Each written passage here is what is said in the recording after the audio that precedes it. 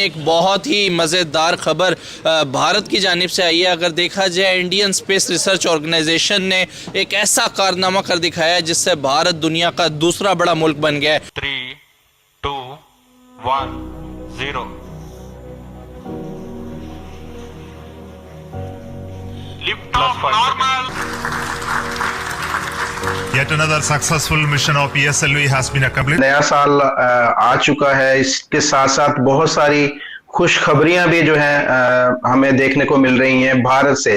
पाकिस्तान से हमारा दिल तो करता है कि खुशखबरी है, लेकिन कोई आ नहीं रही। इसरो ने लॉन्च कर दिया है एक्सपो सेट सैटेलाइट को। एक्सरे सैटेलाइट है जो कि अब ब्लैक होल्स को जो है वो स्टडी करेगी। इस प्लेटफॉर्म के जरिए एटलीस्ट मैं तो मुबारकबाद देना चाहूंगा इंडिया को, उनकी हुकूमत को, ISRO को। तारीफ जो होती है सोलह रब की होती है, इसके अलावा हम मुसलमान हैं। अच्छा। वो कहाँ भी चले जाएं उसका हमें कोई सरोकार नहीं है। अच्छा। हाँ, अब हमारे मुल्क के बारे में बात करें, हम वो बात करते हैं। नहीं तो इंडिया की कामयाबी पे बात करने में कबाहत क्या है? कबाहत ये है कि इंडिया एक लैला मुल्क, काफर मुल्क है। अच्छा। हमारा उनसे कंप्रोमाइज हो ही नहीं सकता, किसी बात पे नहीं हो सकता, क्योंकि वह हिंदुवाद वाकई बात करते। मैं समझता हूँ कि हमसे 100 गुना ज़्यादा वो अच्छे हैं इंडियन मुस्लिम्स, क्योंकि वो इंडिपेंडेंट रह के हर चीज़ कर रहे हैं और वहाँ के मुसलमान प्राउड करते हैं अपने इंडियन होने पे। वो तो चांद पे गया है तो हमारे तो बेल आसमानों पे पहुंच गए हैं। हाँ जी। हाँ, इसलिए हम इंडिया से आगे ही फिक्र ना करें। इस हवाले से चलूंगा और चलकर पाकिस्तानी आवाम से बात करूंगा, उन्हें बताऊंगा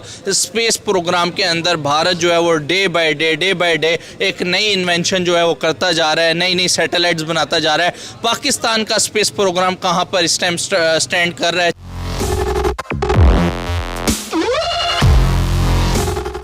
जय हिंद दोस्तों, जागो इंडिया में आपका स्वागत है। पाकिस्तानियों की सोच इससे आगे नहीं बढ़ सकती कि भारत एक काफिर मुल्क है, हिंदू काफिर होते हैं। पाकिस्तानी खुद तो तरक्की कर नहीं सकते, ना ही वो देख सकते हैं कि कोई और तरक्की करे। पाकिस्तान से खुशखबरी कहाँ से आ सकती है? पाकिस्तान ऐसे कौन से काम करता है कि खुशखबरी मिले? भारत तो हर चीज़ में तरक्की कर रहा है। भारत के इसरो ने अब ब्लैक होल ढूंढने के लिए भी एक सैटेलाइट लॉन्च कर दिया है और ये नए साल का भारतीयों के लिए एक तोहफा है। भारत के सैटेलाइट अभी ब्लैक होल ढूंढने निकले हैं। इससे पहले भारत ने चांद के लिए चंद्रयान और सूरज के लिए आदित्य L1 सैटेलाइट भेजे हैं, लेकिन पाकिस्तानी हमसे आगे निकल गए क्योंकि उनके बिल हमसे ज़्यादा आ रहे हैं। तो इसरो की तरफ से भारत के लिए ये बहुत बड़ा तोहफा है, क्योंकि ब्लैक होल को ऑब्जर्व करने के लिए जो सैटेलाइट भारत ने भेजा है वो ऐसा करने वाला दूसरा देश बन गया है नासा के बाद। नासा ने सिमिलर ऐसा ही एक सैटेलाइट भेजा था 2021 में, उसके बाद भारत करने वाला दूसरा देश बन गया है। तो आप सबको ये न्यूज़ कैसी लगी? अपनी राय आप हमें कमेंट कर ज़रूर बताइएगा। पहले आपसे रिक्वेस्ट है, अगर आप इस चैनल पर नए हैं तो चैनल को सब्सक्राइब करके बेल नोटिफिकेशन के बटन को ज़रूर दबाइए। एक सैटेलाइट जो है वो लॉन्च की गई है जो कि ब्लैक होल्स को जो है स्टडी करेगी। लकीली भारत दुनिया का दूसरा बड़ा कंट्री बन गया है जिसके पास अब ये टेक्नोलॉजी होगी। क्या कहना चाहेंगे, किस तेज़ी से भारत जो है वो स्पेस प्रोग्राम में दिन ब दिन उनका इदारा इसरो जो है वो कदम बढ़ा रहा है?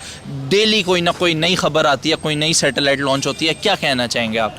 जी, इसके ऊपर तो देखें, पाकिस्तान का भी इदारा स्पार्को के नाम से बन गया था जो इस तरह की रिसर्च के लिए बनाया गया था, लेकिन अनफॉर्चुनेटली वो नताइज अभी तक पाकिस्तान का ये जो इदारा है वो नहीं दे सका। इंडिया में रिसर्च की बड़ी स्कोप है और वहाँ पे जो रिसर्चर है उसकी बड़ी कदर की जाती है।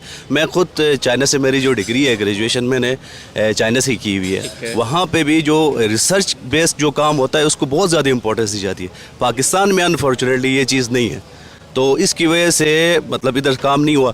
कुछ सैटेलाइट्स पाकिस्तान ने तो भेज दिए, वो भी अपनी मदद आपके तहत नहीं, वो चाइना के मदद से उन्होंने अपने सैटेलाइट भेज दिए। और मतलब जो रिसर्च का काम हो पाकिस्तान में वो सही नहीं हो रहा। जब तक आप रिसर्च को प्रमोट नहीं करेंगे आप आगे नहीं जा सकते। पूरी दुनिया इस वक्त भारत की तारीफें कर रही है, वो जिसको हम अपना अज़ली दुश्मन मानते हैं, आज पूरी दुनिया उनकी तारीफों के पुल बांध रही है। क्या कहेंगे?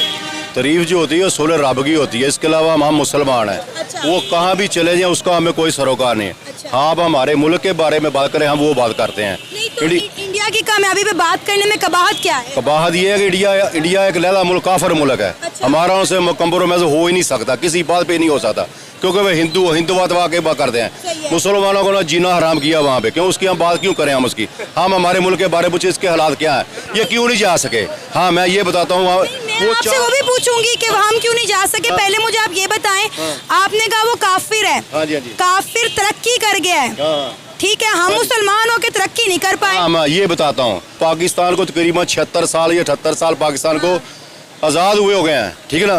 वो भी हमारे साथ ही आज़ाद हुआ ना। चीन हमारे बाद आज़ाद हुआ है, वो कहाँ खड़ा है? चीन का और भारत का मुआवजा कर सकते नहीं कर सकते? चीन ऐसे दुनिया में मौशत की हड्डी बना हुआ है। सुने, वहाँ पे जो चाइना में काम होता था ना कारोबार, वो सारा इंडिया में शिफ्ट हो गया है। तमाम एप्पल की इंडस्ट्री, आपकी Tesla industry, car manufacturing, mobile manufacturing, यहाँ तक कि सेमीकंडक्टर भी चाइना से इंडिया में शिफ्ट हो गया है। उन्होंने सियासतदान बनाए हैं, डॉक्टर बनाए हैं, इंजीनियर बनाए हैं, ठीक है ना। उन्होंने हर काम किया है, मुल्क के लिए किया है। हमारे बड़ों ने क्या किया? हमारे बड़ों ने क्या खजाने बनाए हैं, बनाए और बिल्डिंगें बनाई हैं। मुल्क के लिए कुछ नहीं किया है। चाहे कोई भी सियासतदान हो, कोई एक बंदा बता को मुल्क के लिए क्या किया है? 2018 से पहले कुछ नहीं किया, कुछ नहीं किया किसी ने। आप बात कर रहे हैं इंडिया की, इंडिया काफर मुल्क है, ये है वो है फलां है। पहली बात तो ये है कि नरेंद्र मोदी साहब को, जो आप लोग मुंह भर भर के बातें करते हैं, आज वो देखें दुनिया में सबसे ज़्यादा पसंदीदा तरीन लीडर हैं। क्यों? क्योंकि उन्होंने अपना मुल्क को यहाँ से यहाँ पर जाकर ले गए हैं। और हमारे सियासतदान किसी मुल्क में चले जाए तो चोर चोर के नारे लगते हैं। सही कह रही हूँ सर कि नहीं? बिल्कुल ठीक कह रही हैं आप। अब आप मुझे बताएं कि हमने ये काफिर मुस्लिम के बीच में फंसे हुए रह गए हैं और वो चांद पर पहुंच गए। असल में चांद में बिल्कुल बेशक पहुंच गया, कोई पता नहीं चला गया, पहुंच गया। मगर बात करने का हमारा मुल्क क्यों पीछे है, उसकी रीजन वजह यही है कि हमारे मुल्क में इसमें काम नहीं हो रहा। बड़ा मसला भारत डे बाय डे इतना आगे कैसे बढ़ रहा है? वो इसका हर शोबे में ही इतनी तरक्की कैसे कर रहा है? अब ये देखिए ना सर, उनका जो एटमी साइंसदान था, ठीक है ना, उन्होंने उसको सदर बना दिया। और हमारे जो एटमी साइंसदान थे, उनके साथ क्या सलूक किया गया और वो मतलब किस तरह इस दुनिया से चले गए, ये आप देख लें। अक़वाम ऐसे तरक्की नहीं करते। तरक्की तब होगी जब मतलब जो रिसर्चर होंगे उनकी कदर होगी, ठीक है, तभी तरक्की कर सकता है। अदरवाइज़ पाकिस्तान कभी भी तरक्की नहीं कर सकता है। लोग जो वेल एजुकेटेड हैं वो पाकिस्तान छोड़ना चाह रहे हैं, ठीक है कि नहीं।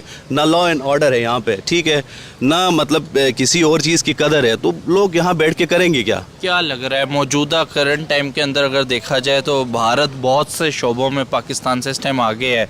कोई एक शोबा जिसमें आपको लगता हो अभी पाकिस्तान जो है वो लीड कर रहा है, भारत से आगे है? मुझे नहीं लगता कोई भी ऐसा शोबा नहीं होगा जो पाकिस्तान इस टाइम पे लीड करता होगा। नहीं, कहता हूँ हम अंग्रेज़ों के गुलाम होते तो इससे बेहतर था। हमारा अच्छा सिस्टम चल जाना था, फिर भी कोई उनको एहसास होता। ये तो हमारे हुक्मरानों में इतनी पावर नहीं है कि सनी देओल ने एक मूवी में सीधा कह दिया है कि अगर पाकिस्तानियों को दोबारा मुल्क में जाने का मिल जाए ना तो पूरा पाकिस्तान खाली हो जाए। कितनी उसने घटिया घटिया बातें की हैं पाकिस्तान। नहीं सर, घटिया बात नहीं थी, बिल्कुल सही बात की थी। मुझे बताएं, मुझे ठीक की बात, उन्होंने बात ठीक की है, लेकिन मैं कहती हूँ आज बॉर्डर खुलेगा मैं भी चली जाऊंगी। ठीक है,